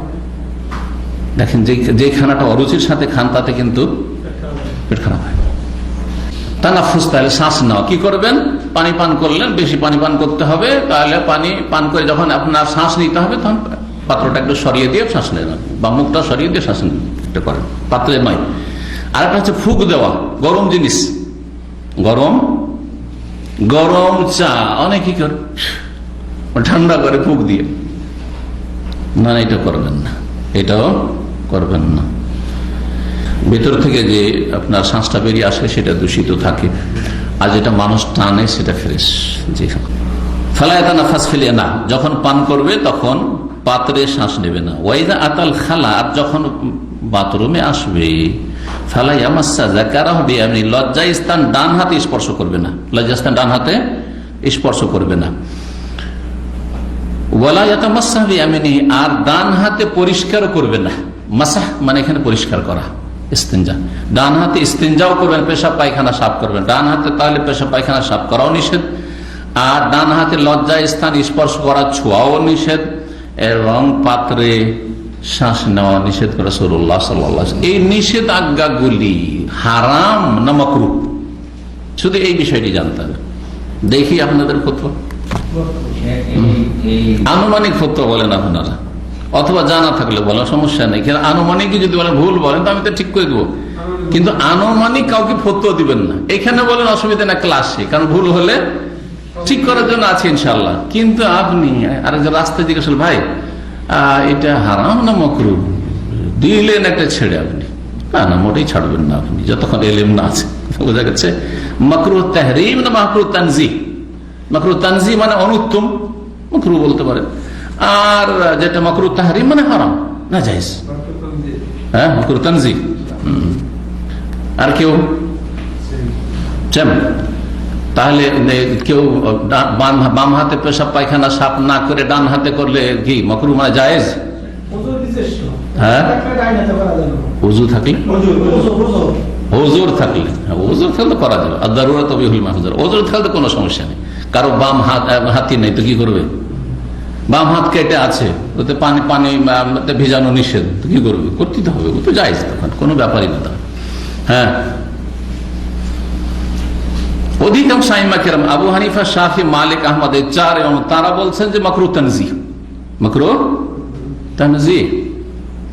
কিন্তু এখানে কখনো কখনো চার মাযহাবের বাইরে কোন ফতোয়া, সেটাই শক্তিশালী অনেক সময় হাদিসের আলোকে, কখনো কখনো, খুব কম, কিন্তু এটা খুব কম। জাহেরি মাযহাব যে নবী সাল্লাল্লাহু আলাইহি ওয়াসাল্লাম নিষেধ করেছেন, আর এমন কোন দলিল পাচ্ছি না এটাকে অনুত্তমে নিয়ে যাওয়ার, তানজিহতে নিয়ে যাওয়ার, সুতরাং নিষেধ মানে হারাম, মাকরুহ তাহরিম, মাকরুহ তাহরিম, নিষিদ্ধ, হারাম। এই মতটিকে ইবনে তাইমিয়া রাহিমাহুল্লাহ শক্তিশালী বলেছেন, এই মতটিকে শেখ ইবনে বাজ রাহিমাহুল্লাহ শক্তিশালী বলেছেন। বিশেষ করে কোন মাসলায়? বিশেষ করে পেশাব পায়খানা সাফ করার ক্ষেত্রে, পেশাব পায়খানা সাফ করার ক্ষেত্রে ওয়ালা ইয়াতামাসসাহ বিয়ামিনিহি, শেষ অংশটুকু, শেষ অংশটুকু। কারণ দেখেন, শ্বাস প্রশ্বাস নেওয়ার বিষয়টিতে আপনার আমার ক্ষতি আছে, সেই জন্য নিষেধ করা হয়েছে। এগুলোকে বলা হচ্ছে আদাব, শিষ্টাচার। এগুলো হচ্ছে এরশাদ, দিক নির্দেশনা, হেদায়েতনামা। এগুলি এমন বড় ধরনের অপরাধ, এরকম কিছু নাই, কিন্তু আপনার ক্ষতি আমার ক্ষতি, সেই জন্য আমার আপনার কল্যাণে এইসব আদব কায়দা শেখানো হয়েছে। এগুলোর ক্ষেত্রে মাকরুহ তানজিহ বলা যেতে পারে। কিন্তু বাম হাত থাকতে, বাম হাত সুস্থ থাকতে ডান হাতে পেশাব পায়খানা পরিষ্কার করা নোংরামি। যে ডান হাতে আপনি একটু খাবেন আপনি, হ্যাঁ, তো সুতরাং এইটিকে শুধু মাকরুহ না বলে এটাকে হারাম বা নাজায়েজ বলাটাই হচ্ছে বেশি শক্তিশালী। কোনটা? ডান হাতে পেশাব পায়খানা পরিষ্কার করার বিষয়টি। এখন থাকলো লজ্জা স্থানে হাত দেওয়া। ডান হাত লজ্জা স্থানে, বাম হাত লজ্জা স্থানে দেবেন, কিন্তু প্রয়োজনে যদি কেউ ডান হাতে লজ্জা স্থান স্পর্শ করে, ছয়, তো কি হারাম হবে? হ্যাঁ, অধিকাংশ উলামায়ে কেরাম বলছেন যে না, এটা হারাম নয়, এটা অনুত্তম। রাসূলুল্লাহ সাল্লাল্লাহু আলাইহি ওয়াসাল্লাম ডান হাত স্পর্শ করতে নিষেধ করেছেন লজ্জা স্থানে পেশাব পায়খানার সময়, কারণ সেই সময় শুধু স্পর্শ না, স্পর্শের সাথে পেশাব হাতে, ডান হাতে লাগার আশঙ্কা আছে। পেশাব পায়খানা যখন করছেন তখন যদি ডান হাত লজ্জা স্থানে দেন, তো সম্ভাবনা আছে না, নেই যে ডান হাতে পেশাব পায়খানা লেগে যেতে পারে। কিন্তু ধরেন অন্য সময়, উদাহরণ না দিলে বুঝবেন না, সহবাসের সময়, সহবাসের সময় কারো যদি ডান হাত, প্রয়োজনে ডান হাত লজ্জা স্থানে যায়, তো হারাম না? হারাম নয়, অনুত্তম বলতে পারেন, অনুত্তম বলতে পারেন। সেটা ওই রকমই যেমন পেশাব পায়খানার সময়, কারণ হাদিস পেশাব পায়খানা সম্পর্কে, হাদিস সহবাস সম্পর্কে না, ওই ক্ষেত্রে কিন্তু সাইলেন্ট, নীরব। সুতরাং এই বিষয়টি বলতে পারেন যে আদব, এটাও আদব যে বাম হাতটাই লাগাবেন, কিন্তু প্রয়োজনে কেউ যদি ডান হাত লাগায় তাহলে মজি না লাগলেই হলো, মজি লাগার সম্ভাবনা থাকলে তখন একই রকম হয়ে যাবে, কিন্তু এমনি প্রয়োজনে যদি হাত লাগে ডান হাত, তো কোনো অসুবিধা নেই। আল্লাহ তাআলা এই বিষয়গুলি ফুকাহায়ে কেরামগণ এই হাদিসগুলির ব্যাখ্যায় আলোচনা করেছেন, যা আপনাদের ফায়দার জন্য বললাম। 19 নম্বর অধ্যায় এই অধ্যায় হচ্ছে যে পেশাব করার সময় ডান হাতে লজ্জাস্থান ধারণ করবে না। পেশাব করছে তখন ডান হাত দিয়ে লজ্জাস্থান ধরে আছে বা ছুঁয়ে আছে, এমনটা করবে না, নিষেধ। আবু কাতাদার ওই হাদিসটাই নবী সাল্লাল্লাহু আলাইহি ওয়াসাল্লাম বলেছেন, বালা আহাদুকুম, তোমাদের কেউ যখন পেশাব করে ফালা ইয়াখুযান্না যাকারাহু বিয়ামিনিহি, ডান হাতে লজ্জাস্থান ধরবে না। ওয়ালা ইয়াস্তানজি বিয়ামিনিহি, আর ডান হাতে ইস্তিনজাও করবে না, পেশাব পায়খানা সাফ করবে না। ওয়ালা ইয়াতানাফাস ফিল ইনা, আর পাত্রে শ্বাস প্রশ্বাসও নেবে না। হাদিস আগেরটাই, মাসলা ভিন্ন ভিন্ন, সেই জন্য হাদিস নিয়ে আসলেন ওই হাদিসটি। 20 নম্বর অধ্যায় বলছেন বাবুল ইস্তিনজা বিল হিজারা, পাথর দিয়ে ইস্তিনজা করা, পাথর দিয়ে পেশাব পায়খানা সাফ করা। এটা হচ্ছে ঢিলা কুলুক আমাদের ভাষায়, হ্যাঁ জি, যেটাকে ইস্তিনজার চাইতে সূক্ষ্ম ভাষা হচ্ছে ইস্তিজমার। যদি ঢিলা বা পাথর ব্যবহার করেন তাহলে ওটার নাম হচ্ছে ইস্তেজমার, আর পানি ব্যবহার করেন তো ওর নাম হচ্ছে ইস্তিনজা। কিন্তু একটির অপরটির ক্ষেত্রে প্রয়োগ হয়েছে, বা বিশেষ করে ঢিলা কুলুকের ক্ষেত্রে ইস্তেঞ্জা মানে পরিষ্কার করা, সুতরাং ওই অর্থে ব্যবহার করা হয়েছে। মূলত ইস্তেঞ্জা মানে পানি দিয়ে পেশাব পায়খানা পরিষ্কার করা। আবু হুরায়রা রাদিয়াল্লাহু তাআলা বর্ণিত 155 নম্বর হাদিস বলছেন, ইত্তাবাতুন নবী সাল্লাল্লাহু আলাইহি ওয়াসাল্লাম, আমি নবী সাল্লাল্লাহু আলাইহি ওয়াসাল্লামের অনুসরণ করলাম, মানে পিছনে পিছনে যাচ্ছি। ওয়া খারাজা লিহাজাতে, তিনি প্রাকৃতিক প্রয়োজন পুরা করার জন্য বেরিয়েছেন। ফাকানা লা ইয়ালতাফিতু, তিনি দেখছেন না এদিক ওদিক, মানে তাড়াতাড়ি যাচ্ছেন অথবা এদিক সেদিক দেখছেন না। মানুষের যখন প্রয়োজন থাকে তখন এদিক সেদিক দেখার সময় কোথায়, যাচ্ছেন আপনি টয়লেটে সোজা যাচ্ছেন। ফাদানাউতু মিনহু, আমি তার কাছাকাছি গেলাম।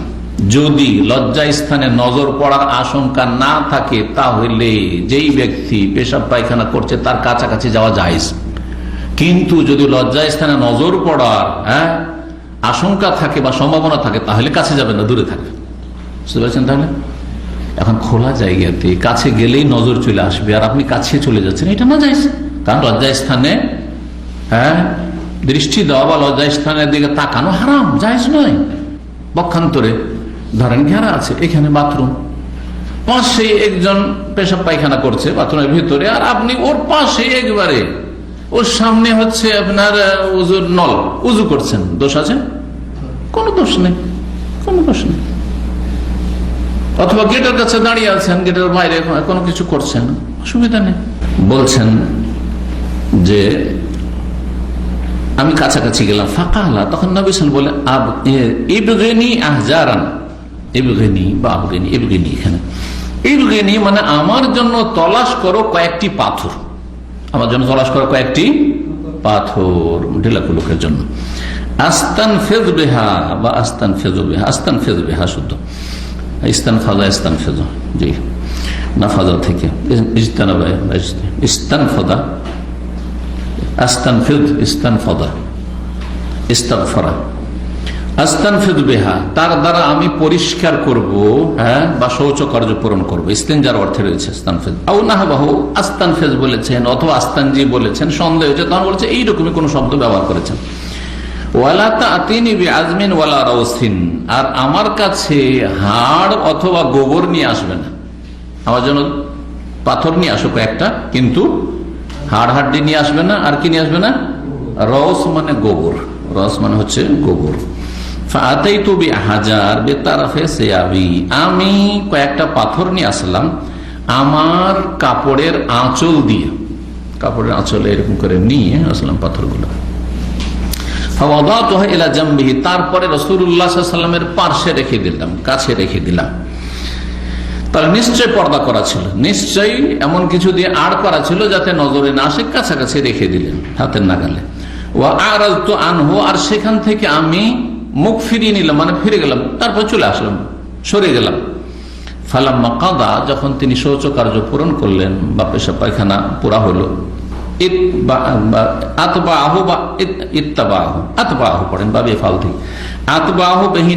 তারপরে সেই পাথরগুলি ব্যবহার করলেন। আতবা মানে কোনো কিছু পিছনে লাগানো, পিছনে লাগানো এখানে মানে ব্যবহার করা, সেগুলি কি করলেন? ব্যবহার করলেন, সেগুলি দ্বারা ঢিলা কুলুক নিলেন বা ব্যবহার করলেন রাসূলুল্লাহ সাল্লাল্লাহু আলাইহি ওয়াসাল্লাম। তাহলে পাথর দিয়েও কি করা যায়, বা ঢিলা দিয়ে, আমাদের দেশ ঢিলার দেশ, সেই জন্য ঢিলা কুলুক কথাটি মশহুর। পাথরের দেশে পাথর হাজার এসছে, হাদিস পাথরের দেশে যেহেতু, বুঝা গেছে না? এখন ধরেন এমন এলাকায় বাস করছেন, শহরে বাস করছেন, এখানে পাথরও পাওয়া যাবে না, ঢিলাও পাওয়া যাবে না, আর পানিও নেই। হ্যাঁ, তাহলে বিল্ডিং এ পানি নেই তো কি করবেন? বিকল্প হইতে পারে। জি, 21 নম্বর অধ্যায় বাবুন লায়ুস্তানজা বিরাউসিন। এই অধ্যায় হচ্ছে যে গোবর দিয়ে ইস্তেঞ্জা করা যাবে না, গোবর দিয়ে কুলুক নেওয়া যাবে না। হাদিস বর্ণনা করেছেন আবু ইসহাক সাবিঈ রাহমাতুল্লাহি আলাইহি। তিনি বলছেন যে লাইসা আবু উবাইদা যাকারাহু, এই হাদিস আবু উবাইদা রাহমাতুল্লাহ আলাইহি উল্লেখ করেননি। ওয়ালাকিন আব্দুর রহমান ইবনুল আসওয়াদ আন আবি, তবে আব্দুর রহমান ইবনে আসওয়াদ তার পিতা আসওয়াদ রাহমাতুল্লাহি আলাইহি থেকে বর্ণনা করেছেন। এই আসওয়াদ রাহমাতুল্লাহ আলাইহি তাবেঈ, তিনি আব্দুল্লাহ বিন মাসউদ রাদিয়াল্লাহু তাআলা প্রখ্যাত ছাত্র ছিলেন। তাবেঈ এবং ছাত্র ছিলেন কার? আব্দুল্লাহ মাসউদ রাদিয়াল্লাহু তাআলা।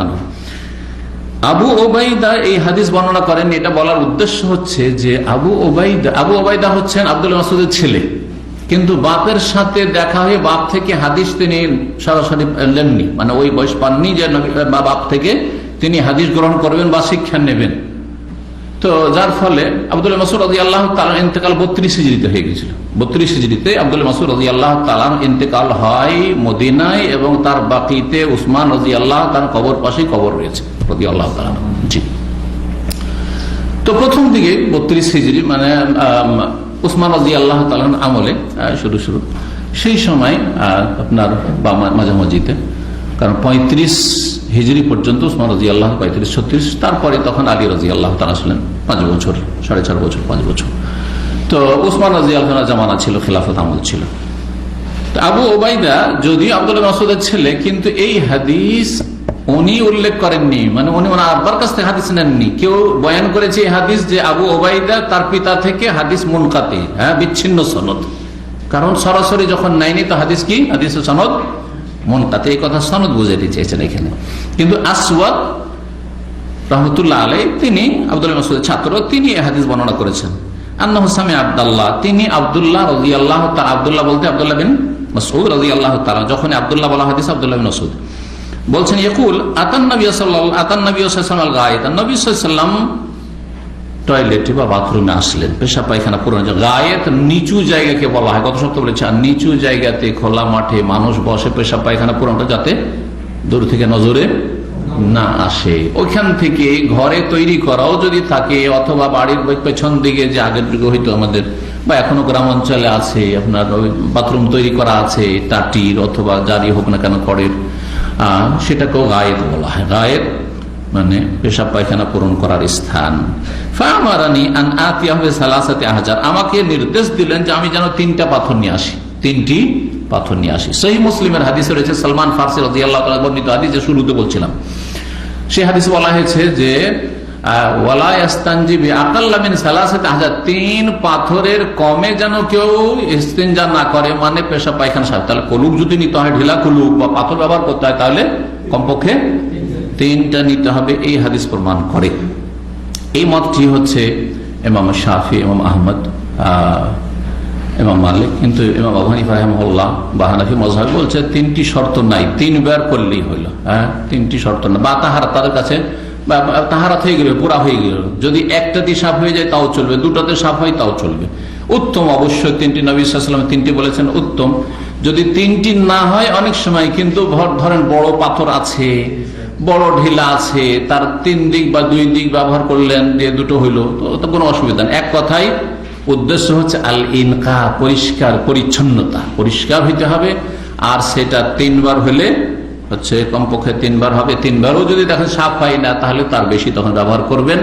বেজোড় করলে, অন্য একটা হাদিস আসবে সামনে সপ্তাহে, মানে ইস্তাজমারা ফালিউতির, ফালিউতির, বেজোড় যেন করে, তাহলে 3 বার, 5 বার, 7 বার, এটা হচ্ছে উত্তম। কিন্তু কেউ যদি জোড়া করে সেটাও জায়েজ রয়েছে। তো অধিকাংশ আইম্মা কেরামদের নিকটে 3 বার করতেই হবে। আর হানাফি মাযহাবে পরিষ্কার হয়ে গেলে হইলেও সেটা 2 বারও হইতে পারে, বা একবারে সাধারণত হয় না সাপ। তো 3টা পাথর নিয়ে আসতে বলে। ফওয়াজাত হাজার আইনে 2টো পাথর পেলাম। ওয়ালতামাস্তু সালিস ফালাম আজাদ, 3য় তলাশ করলাম কিন্তু 3য় পাথর পেলাম না। মক্কা মদিনায় পাথরের দেশ, মানে শক্ত পাথর, পাথর আলাদা ছোটা পাথর পাওয়াটা খুব জটিল বিষয়, পেলেন না। ফাখাযতু রাওসাতান, তখন একটা গোবরের টুকরো পেলাম। রাওসা গোবরের টুকরো, শুকনো গোবর, কাঁচা গোবর তো নেওয়া যাবে না, শুকনো গোবর, যেগুলো আমাদের সে গোবর আপনার শুকিয়ে শুকিয়ে জ্বালানি বানায় দেশে, কিন্তু গ্রাম অঞ্চল করে না। জি হ্যাঁ, ফাতেই তো সেটা নিয়ে আসলাম, ফাতেই তো বেহা নবী সাল্লাল্লাহু আলাইহি ওয়াসাল্লাম নিয়ে আসলাম সেটা। ফাআখাযাল হাজারাইনি, পাথর দুটো নিলেন, ওয়ালকার রাউসাতা, আর গোবরের টুকরোটিকে ফেলে দিলেন, বুঝছেন না, চলবে না। ওয়াকালা, বললেন হাযা রিকসুন, এটি নাপাক, এটি নাপাক। জি, এই যে নাপাক বলে দিলেন, এইটা একটা শক্ত দলিল কাদের, যারা বলছে যে মাকুলুল্লাহম, যেসব পশুর গোস্ত, পশু পাখি যেগুলোর গোস্ত খাওয়া হালাল, সেগুলির গোবর বা নেদি কি নাপাক।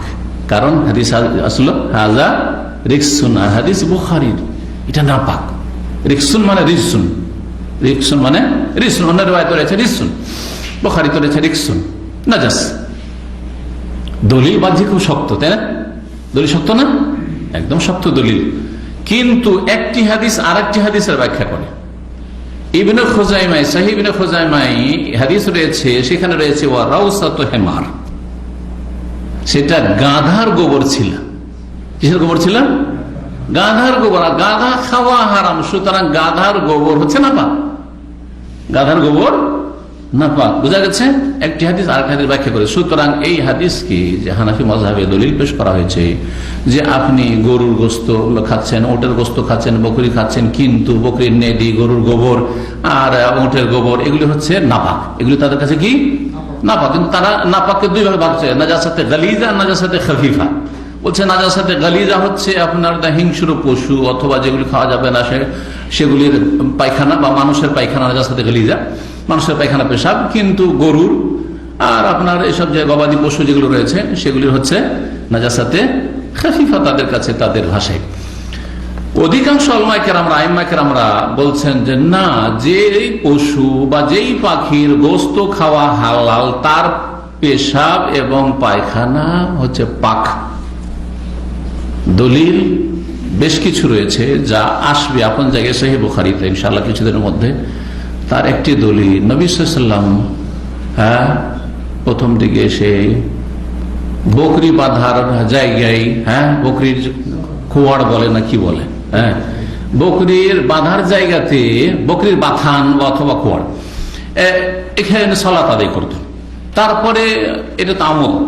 রাসূলুল্লাহ সাল্লাল্লাহু আলাইহি ওয়াসাল্লামকে জিজ্ঞাসা করা হয়, ওসাল্লি ফি মারাবিজিল গানাম, বকরি বাঁধার জায়গাতে, ছাগল বাঁধার জায়গাতে সালাত পড়তে পারো? বলে সাল্লি ফি মারাবিজিল গানাম, বকরির বাথানে সালাত পড়ো। ওখানে কত পেশাব করছে বকরি ছাগলে, আর কত নেদি পড়ে আছে, সালাত পড়তে বললেন এবং পড়লেন নবী সাল্লাল্লাহু আলাইহি ওয়াসাল্লামদেরকে নিয়ে প্রথম। যখন জিজ্ঞাসা করা হইলো ওসাল্লি ফি মারাবিজিল এবেলে, উট বাঁধার জায়গায়, উটের বাথানে সালাত পড়বো, তো বলছে লা, পড়বে না। কেন? নাপাক সেই উটে আর বকরিতে কোনো পার্থক্য নাই, উট আর দুম্বা ভেড়া ভেড়িতে কোনো পার্থক্য নাই, মানে পাক না পাকের ক্ষেত্রে পার্থক্য নাই। যদি উটের গোবর যদি নাপাক, উটের পেশাব নাপাক হয়, তাহলে বকরি ছাগলেরও পেশাব আর গোবর একই হুকুম। এই জন্য বলেননি, তার কিসের জন্য বলেছেন? ভয় আছে মুসল্লির, জানের আশঙ্কা আছে, ক্ষয়ক্ষতি হওয়ার আশঙ্কা আছে, তারপরে ওয়াসওয়াসা লেগে থাকবে, ভয় লেগে থাকবে, খুশু হবে না। বকরি যদি আপনার সিজদায় গেছেন আর বকরি চড়েও নেয়, কিচ্ছু হবে না আপনার, ঠিক না? বকরি যদি আপনার চেপেও যায়, কিছু হবে না। কিন্তু একটা উটের একটা বদমাইশি আছে, আপনারা জানেন কিনা? উট দেশি পশু, উটকে যদি কেউ মেরে থাকে, ওকে 10 বছর 20 বছরও ফলো করবে বেঁচে থাকলে, দিয়ে আমাকে মেরেছে, কে দেখবো কোনোদিন পেলি, এলেই সুযোগের সন্ধানী থাকে। আর উটের একটা বদভ্যাস, উটের পিঠের থেকে যদি কেউ পড়ে যায়, এবং বিদায় হজে এরকম ঘটনা ঘটেছিল সাহাবীর। যখনই ওই সাহাবী আছাড় খেয়ে পড়ে গেল, তখন তার ঘাড়ের উপর পা দিবে। ও কিন্তু যেখানে সেটা পা দিবে না, যাতে না বাঁচেন আপনি, ঘাড়ের উপর পা দিবে, আর এই মেরুদণ্ডটাকে একবারে ভেঙে দেবে। এই মেরুদণ্ডের হাড্ডি যদি ভেঙে দেয়, তো আপনি জিন্দিগির মতো অচল, শেষ হতে। তো আপনি সিজদায় গেছেন, আর এদিকে আপনার পেরেশানি, পালপিটেশন লাগা আছে যে কি জানি, এখানে তো পাশে বাঁধা আছে, যদি চড়ে নেয় তো কি হবে, তো খুশু হবে না সালাতে। সেই জন্য নিষেধ করেছেন, রাসূলুল্লাহ সাল্লাল্লাহু আলাইহি ওয়াসাল্লাম উটের বাথানে সালাত পড়তে নাপাকির কারণে বলেননি। তো যাই হোক, সঠিক মত হচ্ছে যে গবাদি পশু, যেসব পশুর গোস্ত খাওয়া হালাল, সেসব পশুর পেশাব আর গোবর নেদি পাক, আর পাক হইলেই হালাল এই কথা না, এটাও মনে রাখেন। কিন্তু আপনারা বলতে পাক তাহলে খাও, সব পাক আমরা খাই না। মাটি পাক, মাটি খাওয়া হালাল দলিল দিতে হবে। মাটি শুধু পাক না, আমাদেরকে পাক করে দিচ্ছে। সারা জীবন যদি পানি না পান, মাটি দিয়ে তেমন করে সারা জীবন ইবাদত করে জান্নাতে চলে যেতে পারবেন না? কিন্তু মাটি খাওয়া হালাল দলিল আছে হারাম মাটি খাওয়া, কারণ যেটাতে শরীর স্বাস্থ্যের ক্ষতি করে সেটা হারাম। জি, মাটি খাওয়া উপকারী নয়। জি হ্যাঁ, তো আশা করি বিষয়টি বুঝতে পেরেছেন। এখানে আজকের আলোচনা শেষ করছি। ওয়া সাল্লাল্লাহু আলা নবিয়িনা মুহাম্মদ ওয়া আলা আলিহি ওয়া সাহবিহি।